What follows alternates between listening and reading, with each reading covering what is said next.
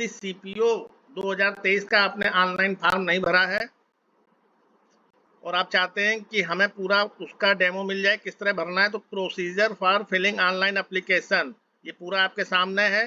कैसे one time registration होगा जिसको हम लोग ओटीआर बोलते हैं, और कैसे आपको ऑनलाइन एप्लीकेशन फॉर्म भरना है। ठीक है, तो वीडियो बिल्कुल स्किप मत करिएगा, शुरू से आखिरी तक देख लीजिए, बहुत छोटा वीडियो। तो पार्ट वन में वन टाइम रजिस्ट्रेशन है, ओटीआर है।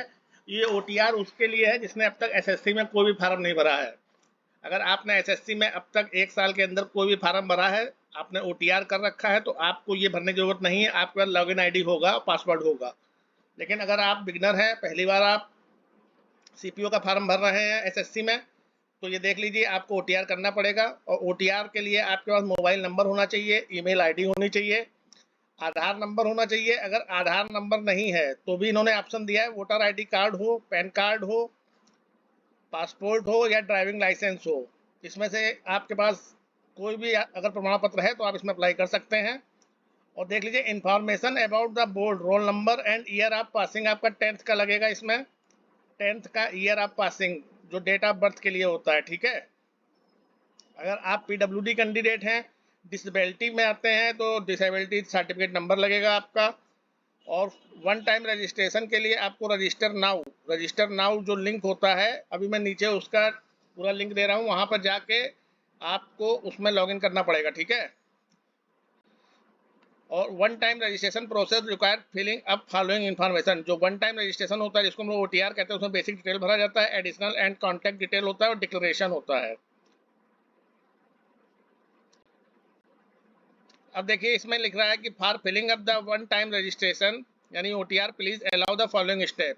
ओटीआर भरते समय आपको ये स्टेप ध्यान रखनी है कि आधार नंबर जो आपका हो या identity card and its number है, any one of these number is required to be given. ठीक है, इनका नंबर आपको देना पड़ेगा।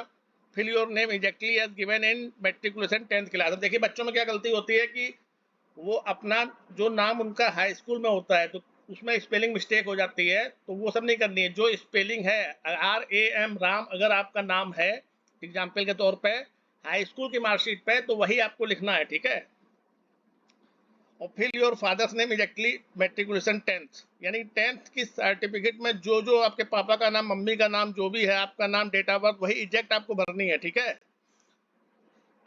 Name of the education board, किस बोर्ड से हैं आप, रोल नंबर आपको डालना पड़ेगा, ईयर ऑफ पासिंग डालना पड़ेगा, जेंडर डालना पड़ेगा, level of education qualification highest. अगर आप बीटेक हैं, एमटेक हैं, तो हाईएस्ट क्वालिफिकेशन आपको डालनी है, जो सबसे आखिरी में आपने डिग्री ली है वो डालना है। ठीक है, अब जब ओटीआर आपका हो जाएगा, वन टाइम रजिस्ट्रेशन हो जाएगा, तो आपको लॉगिन आईडी और पासवर्ड मिल जाएगा। उसके बाद आप रजिस्ट्रेशन फार्म वाले कॉलम पे आ जाएंगे। तो रजिस्ट्रेशन फार्म वाले कॉलम पे यहाँ पर देखिए आधार नंबर भरना है, ये ओटीआर का ही है।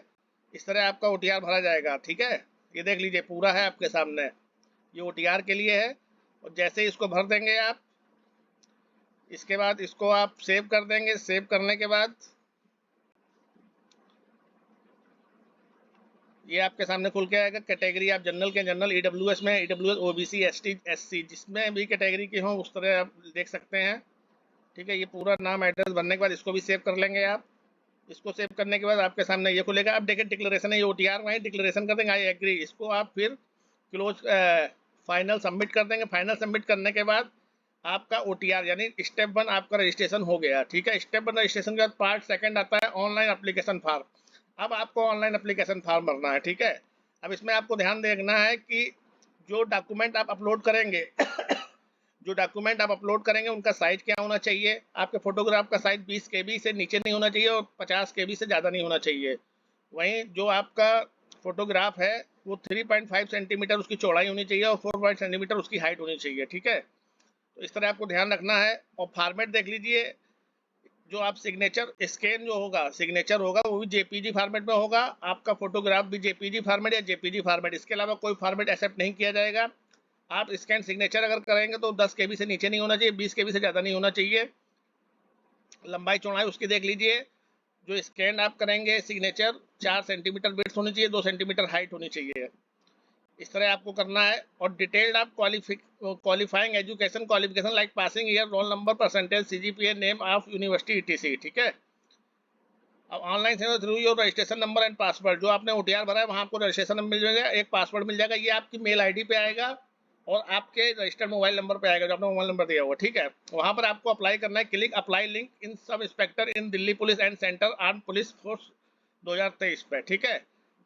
तो ये आप देख सकते हैं। अभी मैं आपको डिस्क्रिप्शन में बता दूंगा किस तरह आपको जाना है, ठीक है। ये इंस्ट्रक्शन है जो मैं आपको बता रहा हूँ कि ये इंस्ट्रक्शन आपको ध्यान में रखते हैं, किस तरह अपलोड करना है, कौन कौन से आपको फॉर्मेट में अपलोड, ये ठीक है। तो ये देखिए स्क्रीनशॉट एक हमने लिया है ये एप्लीकेशन फॉर्म का।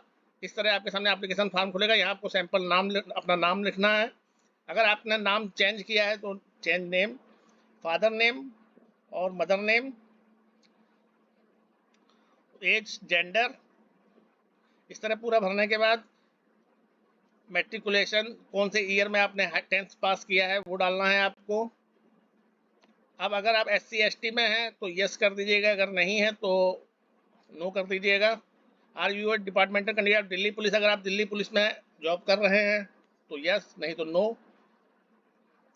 Are you a national cadet corps, अगर आप NCC सर्टिफिकेट होल्डर हैं तो यस, अगर नहीं है तो नो कर दीजिएगा। उसी तरह verify whether you are NCC certificate, तो नो कर दीजिएगा, अगर हैं तो यस कर दीजिएगा। Type of NCC certificate C है, A है या B है, 3 सर्टिफिकेट होते हैं NCC में, A B C, कोई भी है तो आप लिख सकते हैं, अगर नहीं है तो नो कर दीजिए। इस तरह पूरा भरने के बाद आपको अब एक चीज़ ध्यान देगा, जहाँ जहाँ रेड स्टार लगेगा इसको भरना जरूरी है, और जहाँ रेड स्टार नहीं है उनको भरना जरूरी नहीं है, ठीक है। प्रेफरेंस ऑफ एग्जामिनेशन सेंटर आपको देना है, कौन से रीजन में देना है, चंडीगढ़ है, जलंधर है, या NWR NER या कोई भी रीजन में देना है तो आप प्रेफरेंस दे सकते हैं। 3 प्रेफरेंस ये मांगते हैं, ठीक है। अब ESM के लिए है, एक्स सर्विसमैन के लिए, अगर आप एक्स सर्विसमैन है तो यस, नहीं तो नो कर दीजिएगा। डेट ऑफ ज्वाइनिंग पूरा लिखना पड़ेगा आपको, अगर यस करेंगे तो, अगर नो है तो ये सब भरने की जरूरत नहीं है। उसके बाद आपसे पूछेगा have you already joined a civil post by availing benefit of reservation ex serviceman, तो नो कर, इसमें आपको नहीं भरना है क्योंकि इसमें स्टार नहीं है। जिसमें रेड स्टार है यही आपको पढ़ना है और यही भरना है, ठीक है। Whether seeking age relaxation, no कर दीजिएगा, अगर आप जनरल में है तो नो, अगर आप OBC SC में है तो उसका प्रमाण पत्र लगेगा, सर्टिफिकेट लगेगा, तो उसमें आपको यस करना पड़ेगा, ठीक है। उसके बाद लिख रहा है हाईएस्ट एजुकेशन क्वालिफिकेशन, अगर आपने बीटेक किया तो BE, आपने BA किया है तो BA, BSc किया है तो BSc, BCom किया है तो BCom, ठीक है। या डिटेल ऑफ क्वालिफिकेशन एग्जामिनेशन डाल दीजिएगा, ग्रेजुएशन है तो ग्रेजुएशन, इंटर है तो इंटर, ठीक है। इंटर क्या ग्रेजुएशन तो होता ही CPO में, ग्रेजुएशन में आपका होगा ही। पासिंग ऑफ ईयर डाल दीजिएगा। इसमें डालने के बाद फिर आपके सामने एक कॉलम आएगा, इस तरह पेज बढ़ता जाएगा, ठीक है।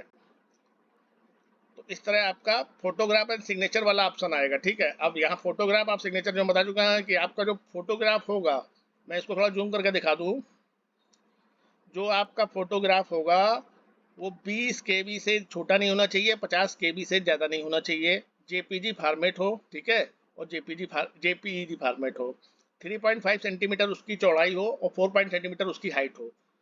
इसी तरह जो स्कैन सिग्नेचर करेंगे वो 10 KB से छोटा नहीं होना चाहिए, 20 KB से ज़्यादा नहीं होना चाहिए, ठीक है।